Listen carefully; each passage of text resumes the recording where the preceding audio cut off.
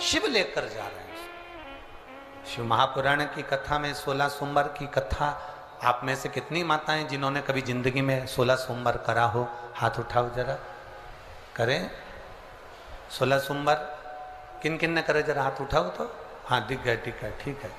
और जितने लोग आस्था चैनल पर सुन रहे हैं, जितने लोग फेसबुक यूट्यूब पर कथा सुन रहे हैं, जितने लोग इस पवित्र भूमि पर छिंदवाड़ा की पावन शिव महापुराण की कथा श्रवण कर रहे हैं, हम आपसे पूछना चाहें, आपने 16 सोमवार का व्रत करा, 16 सोमवार का उद्यापन करा, 16 सोमवार का नियम लिया, 16 सोमवार की पोथी पढ़ी, 16 सोमवार की कथा पढ़ी, 16 सोमवार पे चूरमा बनाया, किसी ने 3 बार व्रत करा, किसी ने बेलपत्री का करा, किसी ने चूरमे का करा, किसी ने मिश्री का करा।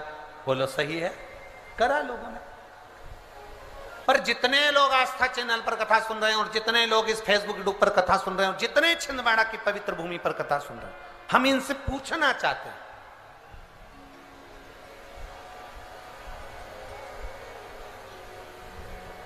पांच व्रत नहीं, 6 व्रत नहीं, 7 व्रत नहीं, 11 व्रत नहीं, हमारे सनातन धर्म में तो 11, 21, 51, बोलो सही है, 7, 5 ऐसा नियम चला आया है हमारे सनातन धर्म का कि 5 व्रत करना है, 7 व्रत करना है, नवरात्रि के 9 व्रत करना है, 11 व्रत करना है, 21 व्रत करना है, 31 करना है, 108 करना है, 1008 करना है। ऐसा नियम हमारे शास्त्रों का चला आया।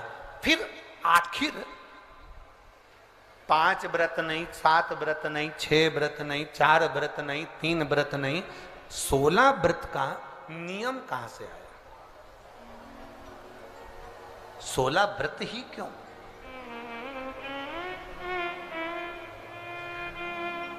पंद्रह नहीं, 14 नहीं, 13 नहीं, 12 नहीं, 11 नहीं, कितने? 16।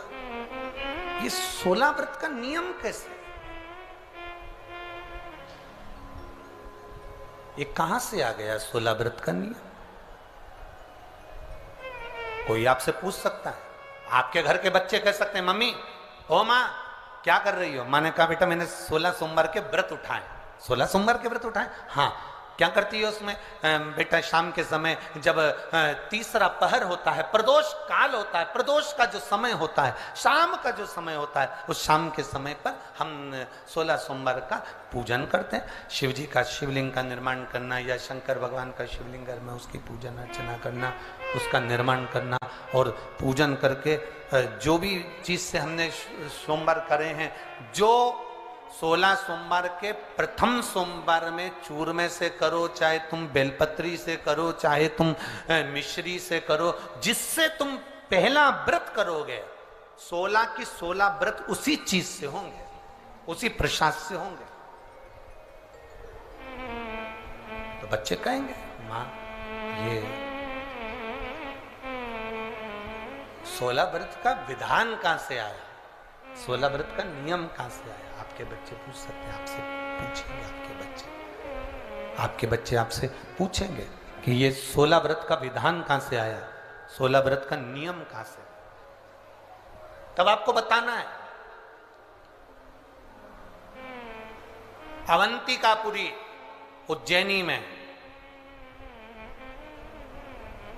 एक कन्या रहती थी जिसका नाम सुगंधा था। बड़े ध्यान से सुनना, 16 सोमवार के व्रत तो आपने बहुत करे हैं, पर 16 सोमवार में 16 सोमवार का नियम कहां से आया? 15 नहीं, 14 नहीं, 5 नहीं, 6 नहीं, 7 नहीं, 21 नहीं, 20 नहीं, 16 का नियम कहां से आया? वो 16 के नियम को जाने। और यहीं से 16 सोमवार व्रत की प्रारंभता है, इस कथा की प्रारंभता। और जिन जिन को स्मरण में ना हो, मेरी माताओं से निवेदन है, जिनको नहीं मालूम है कि 16 सोमवार के 16 व्रत का विधान कहां से आया, उनको आप सुना सकते हो, आप उनको बता सकते हो। अवंतिकापुरी में एक सुगंधा नाम की एक बड़ी सुंदर कन्या रहती थी, बड़ी सुंदर थी। उसमें उसके चेहरे पर बड़ा आकर्षण था, उसके चेहरे पर बड़ी चमक थी, उसके चेहरे पर बड़ी रौनकता थी। बड़ी रोना। अब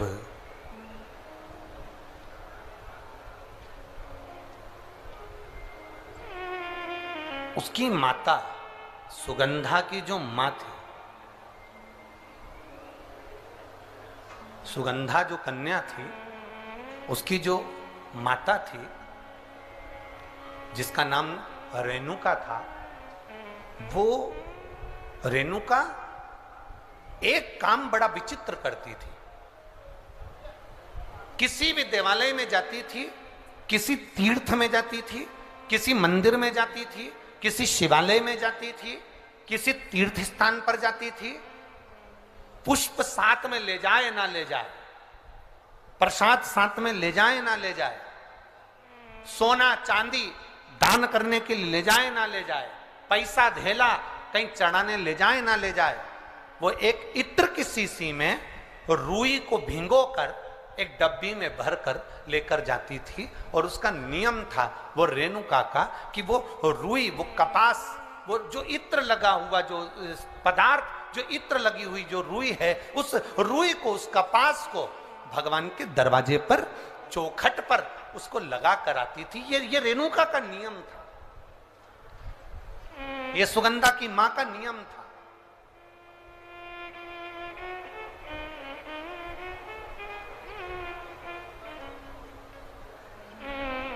एक नियम हमारी जिंदगी में हम जो लेते हैं, वो नियम हमारे लिए सिद्धता देता है।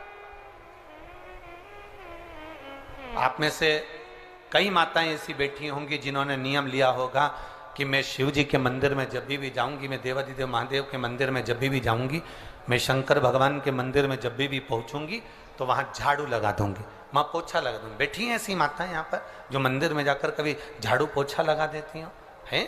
तो आप जाकर शिव के मंदिर में बुआरी लगा रहे हो, झाड़ू लगा रहे हो, पोछा लगा रहे हो, या जो बहुत सारे दिए लोग लगाकर चले जाते हैं, जलाकर चले जाते हैं, दिए ठंडे हो जाते हैं, उन दियों को भरकर एक डलिया में, एक खोखे में, एक जगह पर ले जाकर आप रख देते हो, उसका पुण्य कितना है? शिव महापुराण की कथा करी, कितना पुण्य।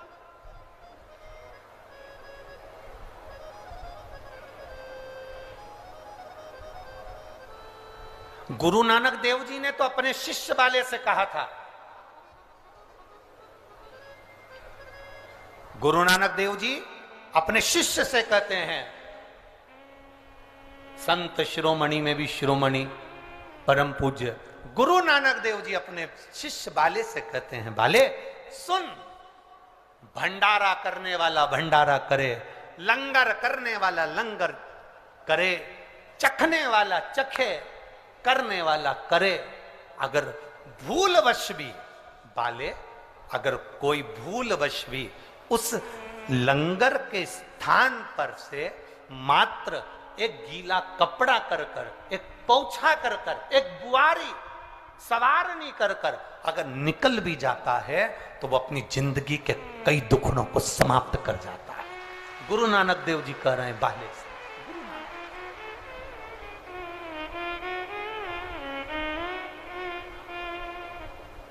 अब शिरोमणि संतों में शिरोमणि गुरु नानक देव जी कहते हैं कि कोई लंगर करे, कोई लंगर चखे, मतलब कोई भंडारा करे और कोई भंडारा खाए, कोई लंगर करे, कोई लंगर चखे।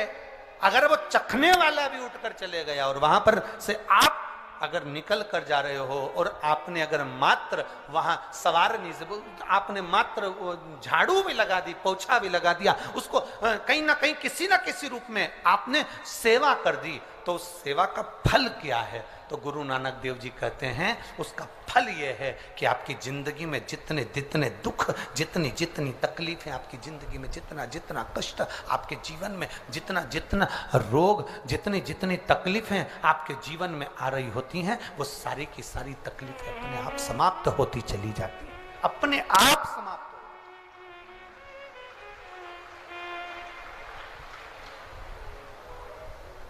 अब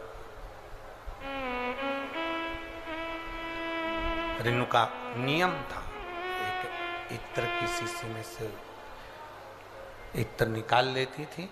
उस इत्र को रेणुका वो भगवान की जो चौखट थी, भगवान का जो द्वार था, भगवान की जो दरवाजा था, भगवान का जो द्वार था, भगवान की जो चौखट थी, उस चौखट पर उसको लगा देती रेणुका।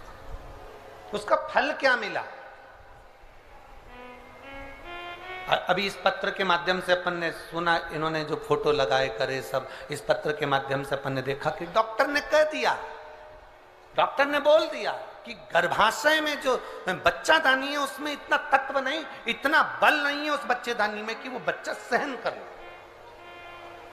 पर पहले भी आपको कथा में कहा, देवता देते हैं पल्ला झाड़ कर और महादेव देते हैं छप्पर झाड़ कर।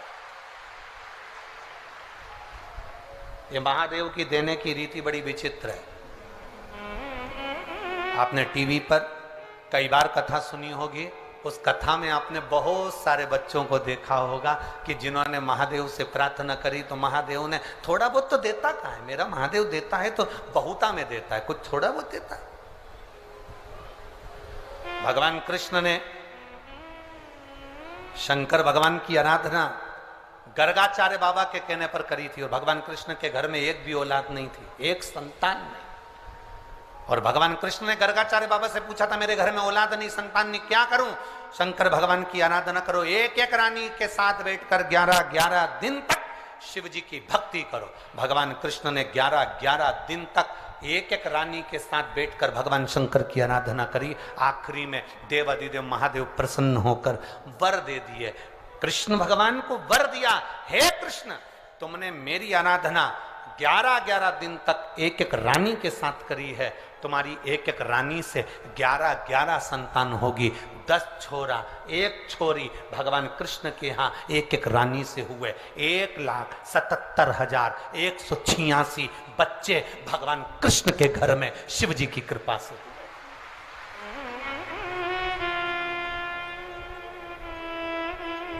ये शिव की दया से हुए, शंकर की दया से।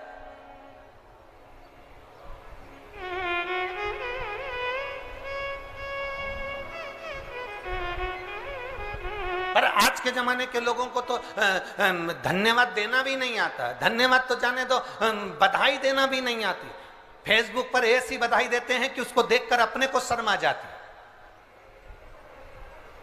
एक व्यक्ति की यहां पर बच्चा हुआ और उसने फेसबुक पे बधाई लिखी, मेरे मित्रों को बहुत बहुत साधुवाद।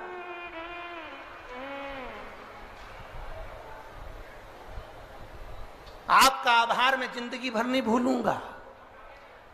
बताओ, औलाद तेरे यहां हुई, आभार तू उनका कर रहा है। लिखना ही नहीं आता।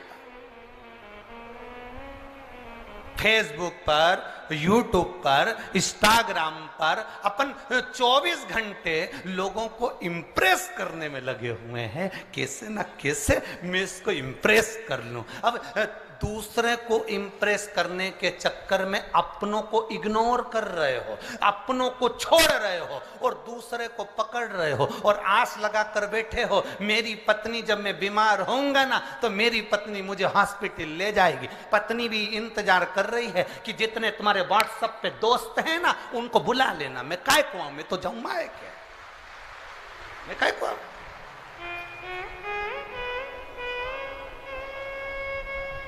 5,000 लोग मेरे से इंस्टाग्राम पर जुड़े हैं, 5,000 लोग मेरे से फेसबुक पर, 8,000 मेरे यूट्यूब पर। इतने मेरे लोग, मेरे दोस्त मुझसे जुड़े हुए हैं। एक बार मोबाइल पे लिख के डाल दे, मेरी आर्थिक स्थिति बड़ी कमजोर हो गई है, केवल मुझे 3 लाख रुपए की जरूरत है। जितने जुड़े हैं सब लेफ्ट, सब लेफ्ट। जितने जुड़े, अरे वो जीजियों और मेरे छिंदवाड़ा के जीजा, बहुत ध्यान रखना। हॉस्पिटल के अंदर पड़े रहोगे, 5,000 इंस्टाग्राम के, 8,000 फेसबुक के और 10,000 यूट्यूब के, ये कोई काम नहीं आएंगे।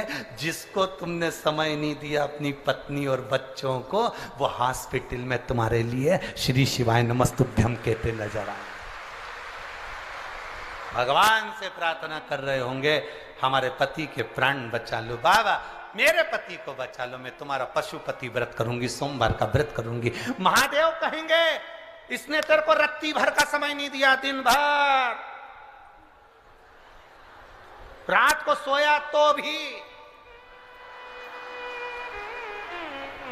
एक बार पत्नी ने घूर के देखा तो उधर, दिन भर लगा रहे। अब तू के कि मैं सोमवार का व्रत करूं ने पशुपति व्रत करूं, इनकी उम्र बढ़ा दो। भगवान बोले अब मैं तू बता क्या करूं। फिर भी पत्नी कहेगी भला है बुरा है जैसा। समझ में आ गया क्या? वही तार वाली चोटी, भला है बुरा है जैसा भी है, मेरा भेरू तो मेरा भेरू है। अब करे सो क्या करे, कहां जाए? शिव की आराधना में, भक्ति में, भगवान की आराधना में, भगवान के चित्त स्मरण में हमारी चित्त वृत्ति को हमें रंग। हम किससे आस लगा कर बैठे? किससे आस? अरे देख लिया संसार हमने, देख लिया सब मतलब के यार हमने, देख लिया झूठे नाते झूठे रिश्ते, झूठे नाते झूठे रिश्ते, अरे झूठा है संसार हमने देख लिया, सब मतलब के यार हमने देख लिया। ये किससे आस लगा कर बैठे?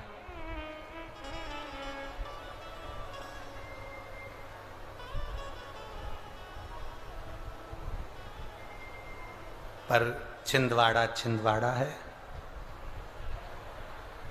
कल हमने बहुत सुंदर एक नजारा देखा है।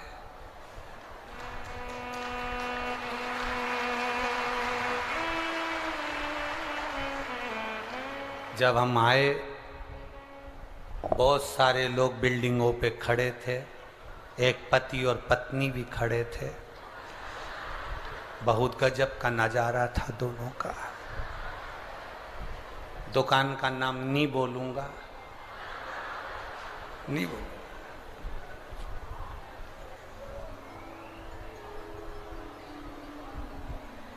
पति नीचे खड़ा था, पत्नी एक वो बाउंड्री पर पति के बाल पकड़ के खड़ी थी।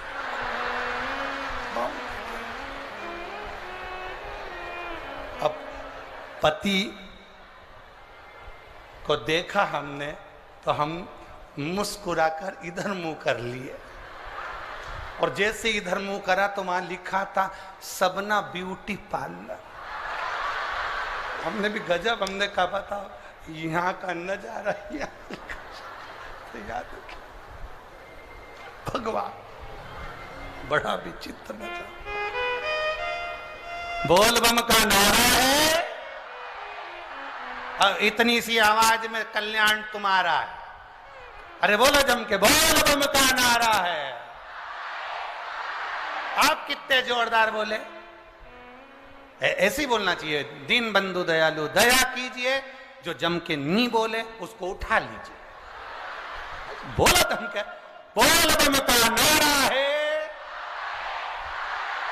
शिव का सहारा बनाकर चले, अपनी भक्ति के बल को हम बढ़ाएं।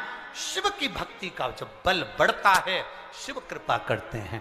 कहा रेणुका बस एक काम करती थी, बाबा के चौखट पर, भगवान के दरवाजे पर इत्र लगा देती थी। वो इत्र की सुगंध का फल ये मिला कि वो साधारण फल नहीं था। इत्र की सुगंध का जो फल था, रेणुका का जो गर्भ ठहरा, उस गर्भ से जो संतान हुई उसका नाम सुगंधिता था। सुगंधा। अवंतिकापुरी में रह रही है, अवंतिकापुरी।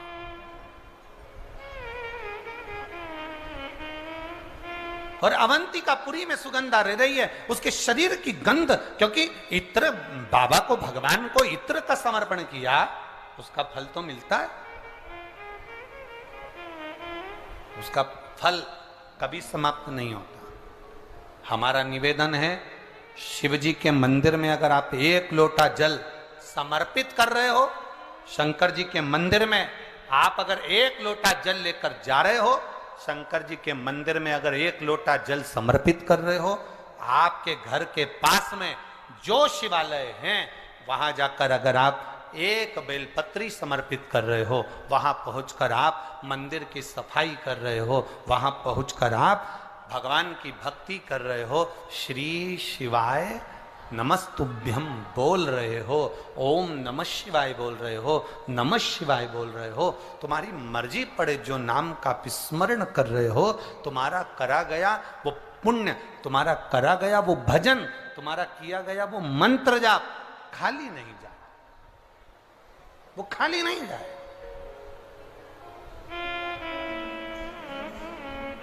रेणुका के संतान, अब वो संतान तो हो गई, पर वो संतान ने जो जन्म लिया उसके शरीर से इत्र की सुगंध आ रही है, उसका नाम रख दिया कन्या का, सुगंधा उसका नाम था कन्या। बड़ी सुंदर थी, बड़ी सुंदर, बड़ी सुंदर। उसकी सुंदरता का कोई बखान नहीं कर सकता। देखो, भगवान के दरवाजे पर जाओ तो ये विचार मत करना कि मैं भगवान के आई हूं, भगवान मुझे स्वीकार करा कि नहीं करा, भगवान ने मुझे देखा कि नहीं देखा, भगवान मुझे स्वीकार करे कि नहीं करे। जब कोई हमारा फोटो लेता है या हम स्वयं सेल्फी लेते हैं या कोई फोटो लेने वाला होता है, तो हम उससे कह देते हैं,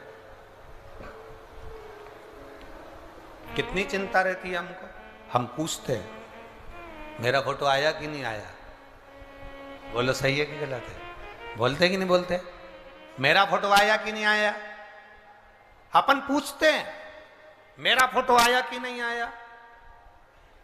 तो महादेव भी कहते हैं, छिंदवाड़ा में रहने वाला मेरा भक्त शिव कथा में आया कि नहीं आया, वो भी पूछ। एक एल्बम तुम्हारे पास है, जिस एल्बम में तुम्हारे रिश्तेदारों के फोटो होंगे, तुम्हारे फोटो होंगे, तुम्हारे संबंधियों के फोटो होंगे, और एक एल्बम मेरे देव अधिदेव महादेव के पास में है, जिसमें शिव भक्तों का चरित्र है, शिव भक्तों का आनंद। शंभु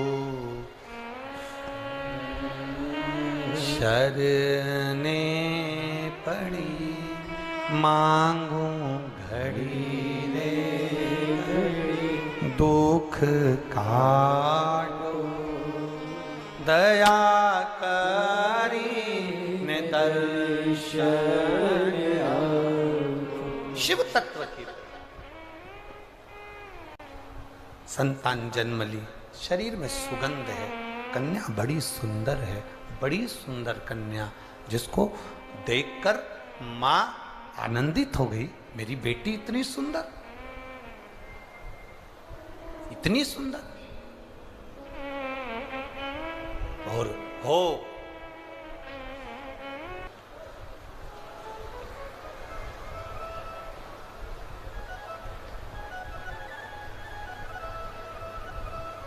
व्यक्ति के जीवन की सुगंध से ज्यादा बड़ी सुगंध होती है उसके अच्छे कर्म की सुगंध। इसीलिए हम लोग बार बार कहते हैं कि मत बुरे कर्म कर बंदे वरना पछताएगा, भगवान की आंखों से तू बच नहीं पाएगा, तू बच नहीं पाएगा। अरे ओ अज्ञानी मत करना। एक अच्छे कर्म की जो सुगंध होती है वो श्रेष्ठ होती है। भगवान पद दे, प्रतिष्ठा दे, धन दे, वैभव दे, सत्ता दे, कुर्सी दे, आपकी शोहरत, आपका नाम दे, तो प्रयास करना अपनी जिंदगी में ऐसा कर्म कर कर जाना कि लाखों लोगों की प्रेरणा का एक स्रोत बन जाए। लाख कर्म कर कर। पहले हम छिंदवाड़ा आए, पर जो छिंदवाड़ा का ये देखा जाए ठाट, चाहे वो किसी भी रूप में छिंदवाड़ा का आप ठाट देखेंगे तो किसी बड़े शहर से छिंदवाड़ा कम नहीं है हमारा। उसके लिए बहुत बहुत साधुवाद है, बहुत बहुत उसके लिए बहुत बहुत साधुवाद।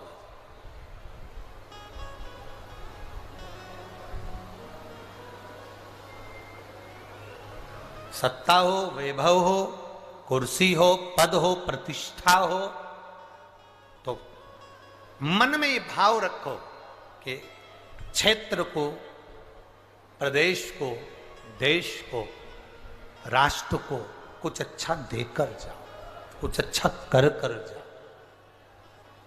जरूरी है।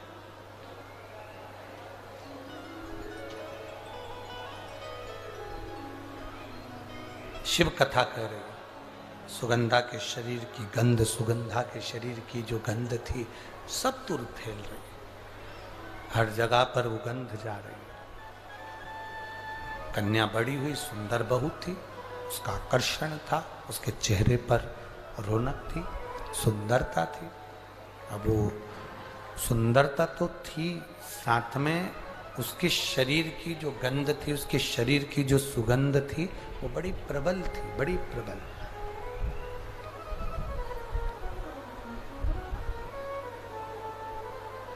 और सुगंधा के शरीर की सुगंध, सुगंधा के शरीर की गंध और उसकी सुंदरता बढ़ती चली गई, बड़ी। अभी कहाँ पद मिले, प्रतिष्ठा मिले, सत्ता मिले, वैभव मिले, कुर्सी मिले, सुंदरता मिले, धन मिले, उसका सदुपयोग करो, दुरुपयोग नहीं।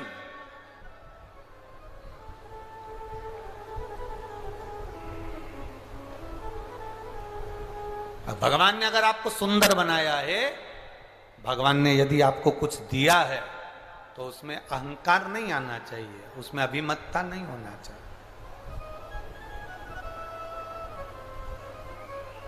अहंकार देवऋषि नारद को भी आ गया था कि मैंने कामदेव को जीता है, मैंने काम को जीत कर रखा है, मैंने काम को अपने वश में कर कर रखा है, मैंने कामदेव को अपना कर कर रखा है।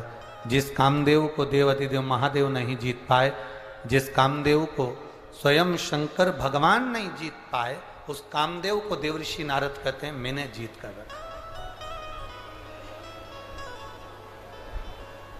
मतलब मैंने काम को जीता तो मैं सुंदर हूं। और अपनी सुंदरता का बखान करने के लिए एक सत्ता में, एक सभा में जाकर बैठ गए। उस सभा में कन्या का स्वयंवर था। भगवान से वर प्राप्त किया था कि ऐसी सुंदर मेरी काया बना दो जिससे ये कन्या मेरे गले में माला पहना दो। पर वो सुंदर था। देवऋषि नारद के अभिमान को तोड़ा भगवान विष्णु ने, देवऋषि नारद की अभिमतता को तोड़ दिया भगवान विष्णु ने। देवऋषि नारद की जब अभिमतता को, देवऋषि नारद के जो अभिमान को भगवान नारायण ने तोड़ दिया। और क्या मान करे रे काया का, क्या मान करे रे काया का, के काया माटी मिल जाएगी राम भज रे। सुगंधा का शरीर सुंदर था, सुगंधा का स्वरूप सुंदर था, सुगंधन का चेहरा सुंदर था, सुगंधा के शरीर में सुगंध बहुत थी। तो उसका लाभ सुगंधा ने गलत जगह पर किया। सुंदरता का प्रतीक होकर सुगंधा अपने शरीर की गंध फैलाती और कई युवानों को, चाहे वो ब्राह्मण हो, चाहे वो क्षत्रिय हो, चाहे वो वैश्य हो, चाहे वो शूद्र हो, कोई भी हो, सबको अपनी ओर आकर्षित कर लेती।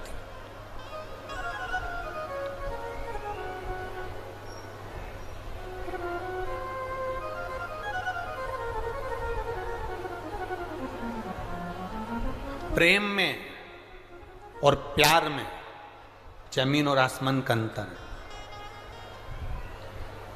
प्रेम में और प्यार में जमीन आसमान का अंतर है। प्रेम में कभी खून खच्चर नहीं होता, प्रेम में कभी विवाद नहीं होता, प्रेम में कभी झगड़ा नहीं होता। केवल जहां पर दिखावा रूपी प्यार होता है, वहां कोई लड़का कोई लड़की को मार रहा है, कोई लड़की कोई लड़के को मार रही है, कोई किसी के साथ गलत काम कर रहा है। ये प्रेम और प्यार में अंतर है साहब। ये विचार सोच छोड़ दो कि ये दोनों एक है, ना ना, गलत।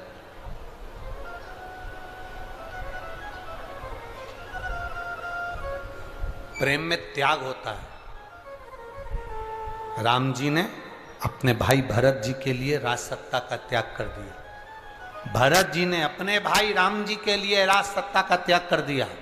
लक्ष्मण जी ने अपने भाई राम जी के लिए घर का त्याग कर दिया। शत्रुघ्न ने अपनी सत्ता का त्याग कर कर अपने भाई के लिए भरत जी की सेवा में लग गए।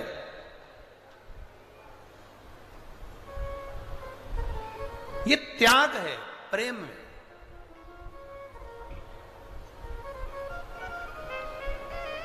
लोगों ने प्रेम और प्यार को एक कर दिया कि ये दोनों एक है। नहीं नहीं, दोनों एक हो ही नहीं सकते, दोनों में एक रह ही नहीं सकते, दोनों एक है ही नहीं। शिव कथा कह रही है, सुगंधा ने शरीर के बल पर कई लोगों को अपने कब्जे में कर लिया। लोग कह देते हैं कई बार कि मैंने उसको अपनी प्यार के जाल में फांस कर उसको अपनी मुट्ठी में रखा है।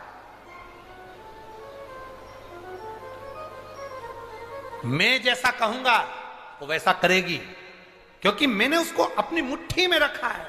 वो मुझसे इतना प्यार करती, वो मुझसे इतना प्रेम करती। अब ईमानदारी से बोलो, वो प्यार किस काम का, वो प्रेम किस काम का कि आपको मुट्ठी में रखा जाए। प्रेम करने वालों को तो दिल में रखा जाता है, मुट्ठी में नहीं रखा जाता। तो मुट्ठी में नहीं रखा उसको। कोई ने कह दिया वो मेरे को इतना चाहता है, मैं जैसा कहूंगी वैसा करेगा। मेरा पति मुझे चाहता है, मैंने उसको मुट्ठी में कर रखा है। पति पत्नी से कहे, मैंने अपनी पत्नी को मुट्ठी में कर कर रखा है, वो मुझे इतना प्यार करती, इतना चाहते ना। प्रेशर नहीं आ रहा है तुम्हारे साउंड का।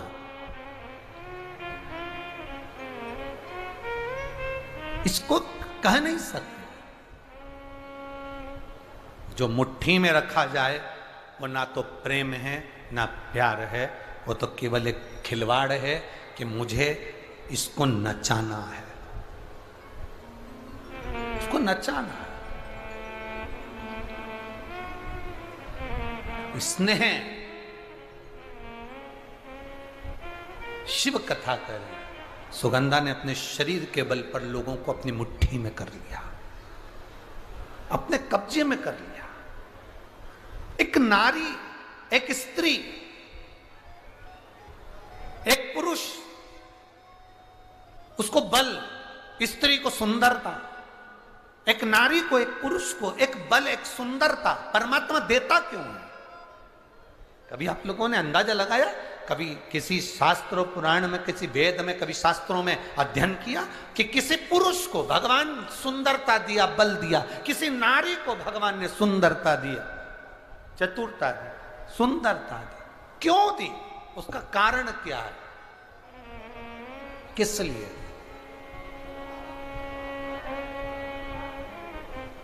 क्यों प्राप्त हुई? किस लिए प्राप्त हुई?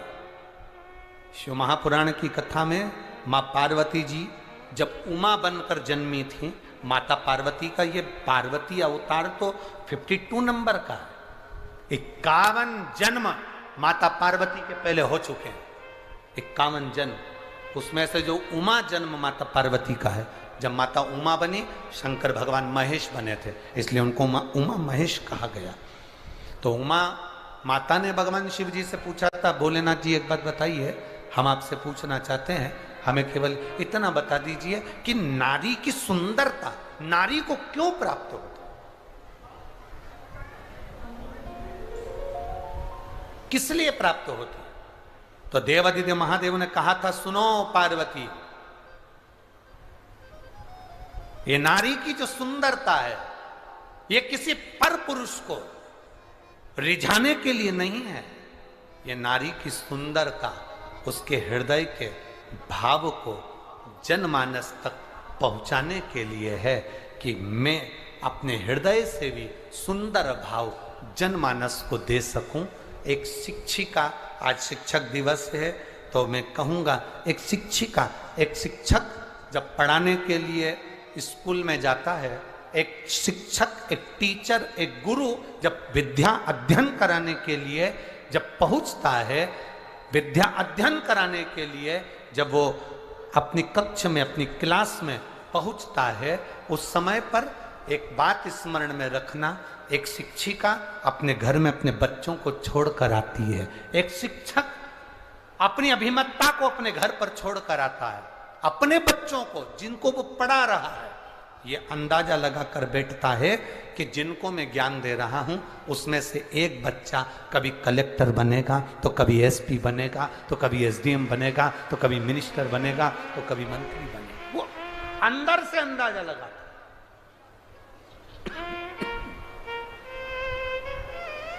अपने भीतर से अंदाजा लगा रहा होता, अपने अंदर से अंदाजा लगा रहा होता है।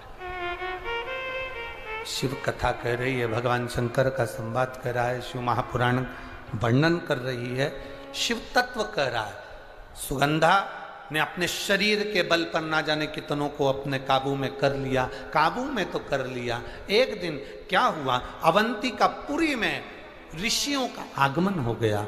ऋषि कुमार आए, अवंतिकापुरी में बैठे और क्षिप्रा माँ के तट पर बैठकर अवंतिकापुरी में ऋषिगण सबकी सब तप साधना में लीन होने लगे। इनकी सुंदरता को देखकर, इनके स्वरूप को देखकर सुगंधा ने विचार करा, क्यों ना इनको भी मैं अपनी मुट्ठी में कर लूं, इनको भी मैं अपने कब्जे में कर लूं और इनको भी मैं अपनी चाल में चलाऊं। सुगंधा ने अपने शरीर की सुगंध के माध्यम से ऋषियों के सामने अपनी सुंदरता का जाल फैलाना प्रारंभ किया। जब अपनी सुंदरता का जाल सुगंधा ने फैलाना प्रारंभ किया, ऋषियों को अपना बनाने के लिए जब जाल फेंका, अपनी सुंदरता का, अपनी सुगंध का जब जाल फैलाया, उस सुगंधा ने, ऋषि कुमार ने, एक ऋषि कुमार ने अपने ऋषियों से कहा कि ये कन्या जो सामने नजर आ रही है, ये कन्या श्रेष्ठ नहीं है, ये अपने काबू में ना जानो कितनों को कर चुकी है, तो ये अपने को भी कब्जे में करना चाहती है, ये अपने को कब्जे में लेना चाहती है, क्या करा जाए। ऋषियों ने कहा कोई बात नहीं, इसके माता पिता के कोई पूर्व के पुण्य होंगे जिसके कारण ये कन्या के शरीर में सुगंध आई है और इसका अवंतिकापुरी में जन्म हुआ है, ये पूर्व के कर्म होंगे।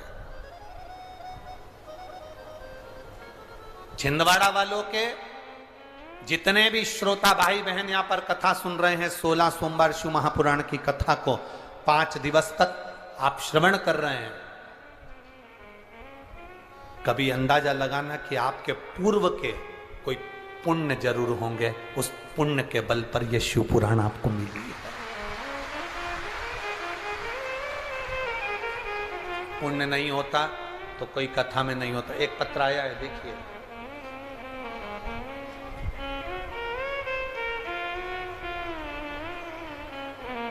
मेरा नाम भूमिका दिनेश बेसरा है। मेरा नाम भूमिका दिनेश बेसरा है। मेरी उम्र 15 वर्ष है। कहीं बैठी हैं? भूमिका दिनेश बेसरा, बेटी कहीं बैठी हो तो हाथ हिला सकती हो। दोनों हाथ ऐसे हिलाओ अगर कहीं बैठी हो तो। बैठी हैं? पीछे है? एक बार हाथ हिला दो बेटा, ऐसा दिख रही हैं? दिख गई?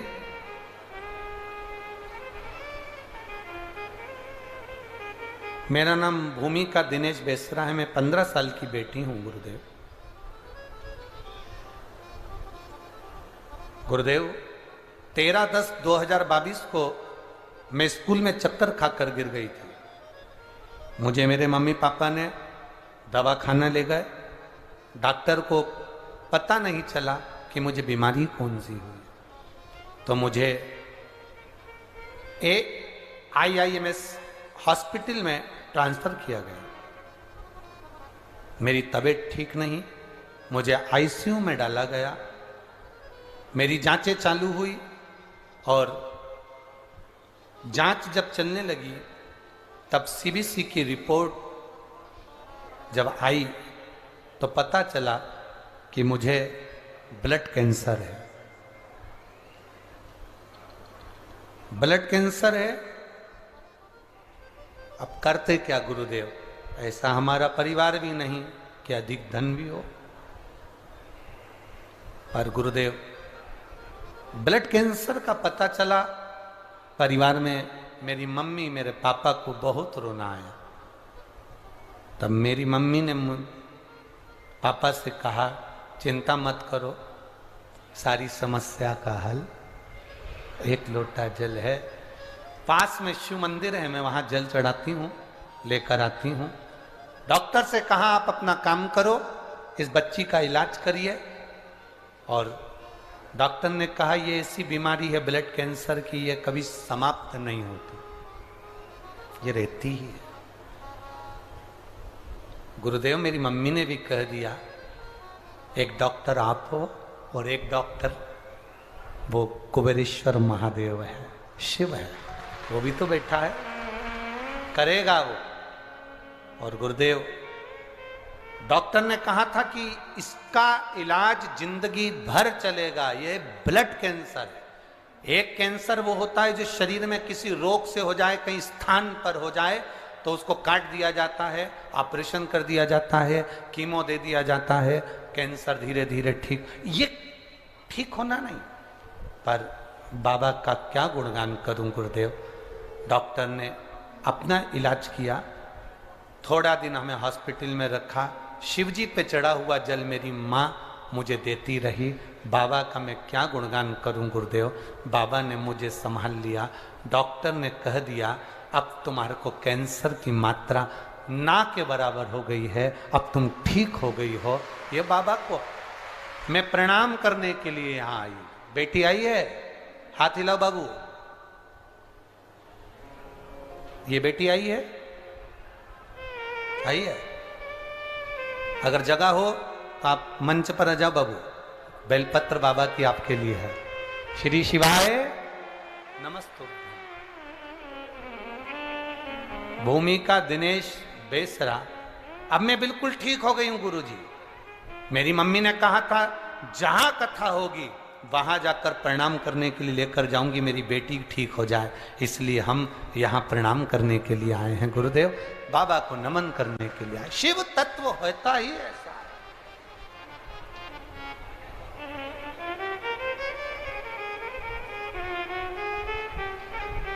दुनिया के लोग दुनिया के भरोसे रहते हों, पर शिव के भक्त शिव के भरोसे रहते हैं। वो केवल एक ओघड़ दानी के भरोसे शिव के। मेरे बाबा दया करना, मैं तेरे भरोसे बाबा दया करना, मैं तेरे भरोसे ना घर के भरोसे ना परिवार के भरोसे, ना घर के, आप भी बोलिए, ना परिवार के भरोसे भोले बाबा दया करना, मैं तेरे भरोसे, मेरे बाबा दया करना, मैं तेरे भरोसे। शिव के भरोसे रहे, शंकर ओघड़ी के भरोसे रहे, हम उसकी स्तुति में लीन रहे।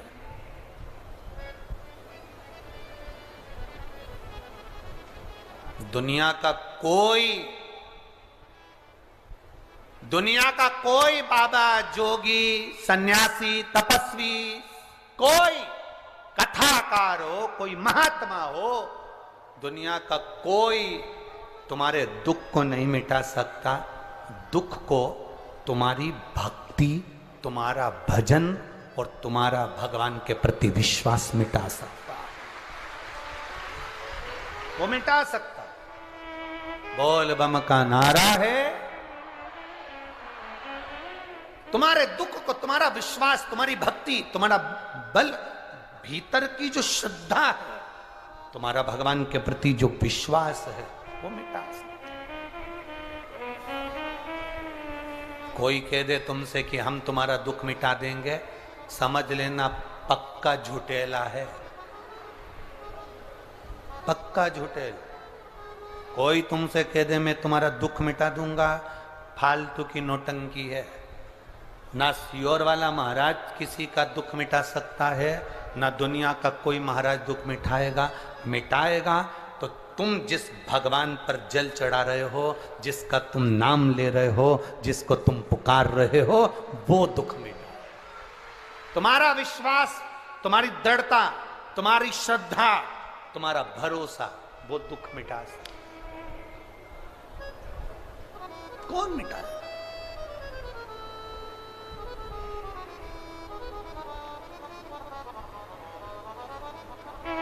बहुत सुगंधा को लगा कि ये ऋषियों को मैं अपने काबू में कर लूंगी। ऋषियों ने भी अपने तप बल को बढ़ाया, ऐसा तप बल बढ़ाया, उनके शरीर की जो तेज निकली, सुगंधा के शरीर की गंध समाप्त हो गई। सुगंधा के शरीर की सुगंध समाप्त हो गई। सुगंधा को लगा मेरे शरीर में से गंध नहीं आ रही, मेरे शरीर में से सुगंध नहीं आ रही। गई कहां? पता करा तो मालूम पड़ा ये ऋषियों के तेज से ये मेरे शरीर की सुगंध का जो अहंकार था वो समाप्त हो गया। शरीर की सुगंध समाप्त हो गई, शरीर की सुगंध समाप्त हो गई, चरणों में पड़ गई, क्योंकि अब अंदर से भक्ति जाग गई। अभी तक पुरुषों को रिझा रही थी, लोगों को मुट्ठी में कर रही थी, अपनी सुंदरता का वैभव दिखा रही थी। अब विचार करा कि अब करूं तो करूं क्या। चरणों में पड़ी ऋषियों के, बाबा अब मुझे ये कुछ नहीं करना, मुझे तो केवल शिव का नाम लेना है, मैं शंकर को अपना कैसे बनाऊं। तो ऋषियों ने कहा तू अपने 16 श्रृंगार को करके जब दुनिया के लोगों को अपनी ओर आकर्षित करती थी, तो अपने 16 श्रृंगार कर कर दुनिया के लोगों को अपनी ओर काबू में करती थी। जब तू 16 श्रृंगार कर कर दुनिया के लोगों को अपना बना सकती है, तो 16 सोमवार का व्रत कर कर तू भोलेनाथ को भी अपना बना सकती है। ये 16 सोमवार की कथा यहां प्रारंभ हुई है, यहां प्रारंभ। कोई तुमसे पूछे ये 16 सोमवार कहां से आए, 16 सोमवार का नियम कहां से चालू हुआ, तब और 16 सोमवार व्रत लेने के भी महीने बताएं, कौन से महीने से 16 सोमवार उठाना चाहिए, कौन से महीने से 16 सोमवार का व्रत चालू करना चाहिए, महीना बताया शास्त्रों में, शास्त्रों में उसका वर्णन किया गया, कौन से महीने, कौन से महीने।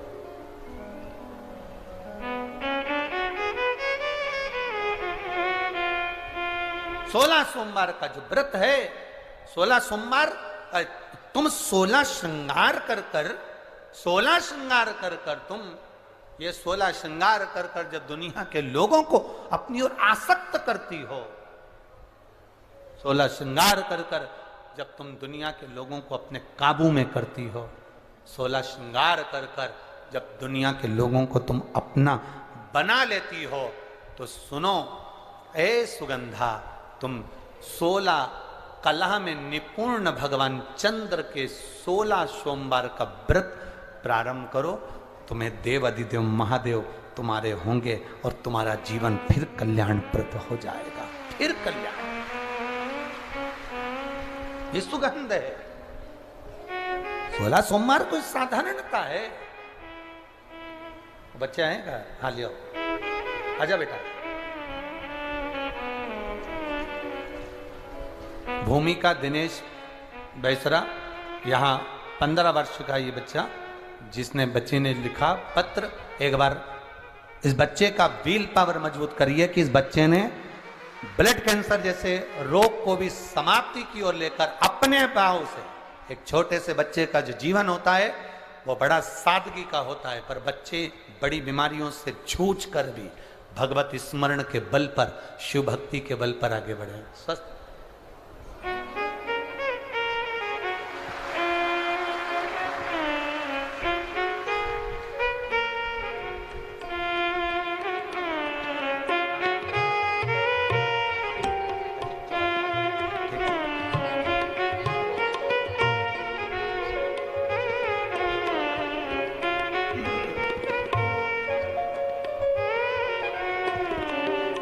अरे लुटा दिया भंडार काशी वाले ने, कर दिया माला माल काशी वाले ने। ये जीवन का एक लक्ष्य हो, परमात्मा की प्राप्ति का केंद्र बिंदु है शिव।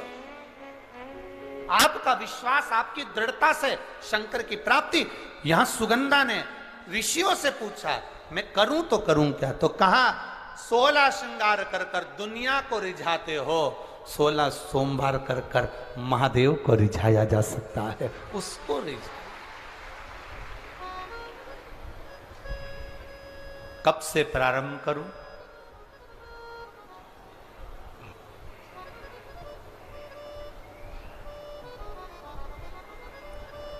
वो कौन सा महीना होता है? 3 महीने अलग अलग बताएं, जिन 3 महीनों से 16 सोमवार के व्रत उठाए जाते हैं। किस चीज के लिए उठा रहे हो? संतान के लिए, रोग मुक्ति के लिए, आप किसी कार्य की सफलता के लिए, व्यापार के लिए, उन्नति के लिए 3 महीने दिए। कौन से महीने में 16 सोमवार उठाओगे तो उससे यह फल मिल जाएगा, इस महीने में उठाओगे तो उससे यह फल प्राप्त हो। कल की कथा में अपन उसको श्रवण करेंगे।